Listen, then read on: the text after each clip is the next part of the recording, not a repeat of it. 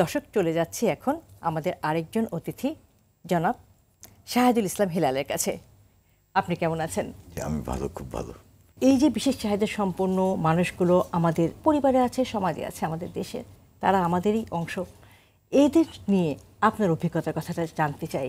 আমি একটা জিনিস জানি যে আমার 2 সন্তান যখন এডিকশানে ছিল, সবচেয়ে খারাপ জিনিস যেটা হতো যে ডিসকানেক্টেড হয়ে যাচ্ছিল আমার থেকে, আমার ফ্যামিলির থেকে, বন্ধুবান্ধব থেকে। পুরো আমার ফ্যামিলি কিন্তু ডিসকানেক্টেড ফ্রম দ্য সোসাইটি। মনে হচ্ছিল যে উই আর ক্রিমিনালস এবং আমরা দূরে দূরে থাকতে হবে। মানে আমরা লজ্জায় মাথা নিচা করে অনেক বছর হেঁটেছি, বিকজ আমার সন্তানের এই প্রবলেম। দোষটা মনে হতো আমার ঘাড়ের উপরেই।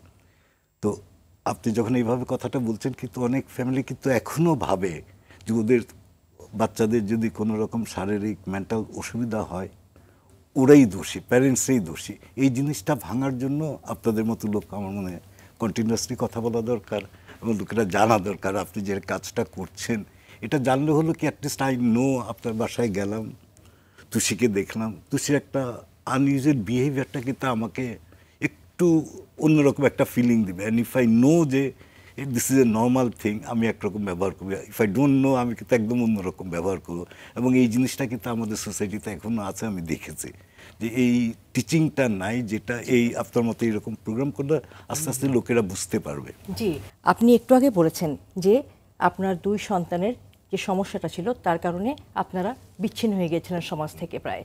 সেক্ষেত্রে আসলে আপনি কি মনে করেন আমাদের এই বিশেষ চাহিদা সম্পন্ন এই মানুষগুলো তাদের এই সমস্যার কারণে সেটা কি তাদের জন্য স্বস্তিকর কিছু হবে? অ্যাওয়ারনেস করাটা, সচেতন করা, এবং ওনাদের মতো সেলিব্রিটিদেরকে আরও আনেন। অনেকের ফ্যামিলিতে আছে, ওনাদের ফ্যামিলিতে থাকতে হবে চা না, না থাকলেও যদি এই কথাগুলি যদি বলা হয়, আমরা যদি প্রপারলি অ্যাকসেপ্ট করি, কিন্তু আমার মনে হয় raising those children will be much easier for the parents. ওই বাচ্চার জন্যও হবে।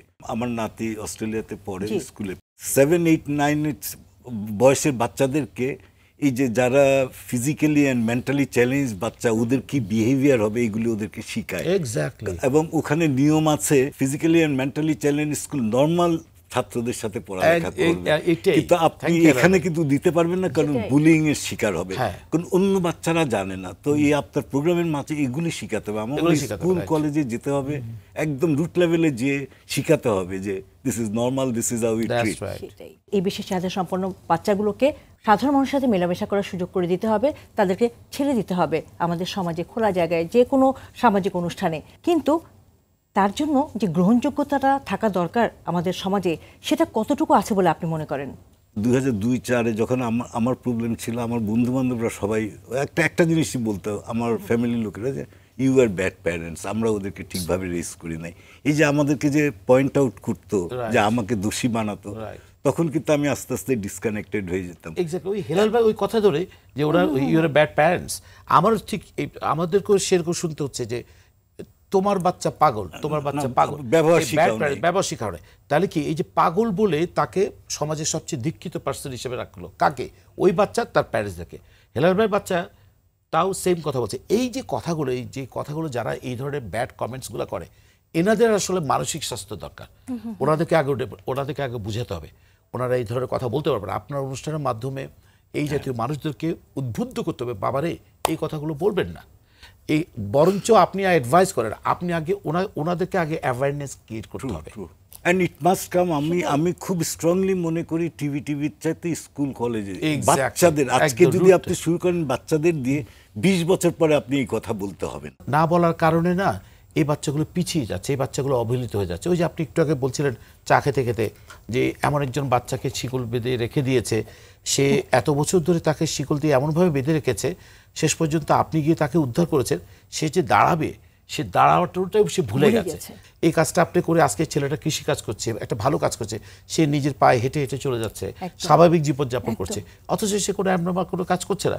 ওই যে শিক্ষা, তার বাবা মাকে আপনি একটা শিক্ষা দিয়েছেন, জন তো শিক্ষা দিতে পারবো না। সে কারণে এই ধরনের টিভি মিডিয়াগুলো আছে, বিভিন্ন মিডিয়াগুলো আছে, এইসব মিডিয়ার মাধ্যমে যদি আমরা যত কিছু বলবো তত বেশি এই ধরনের বাচ্চাগুলো বেঁচে যায়।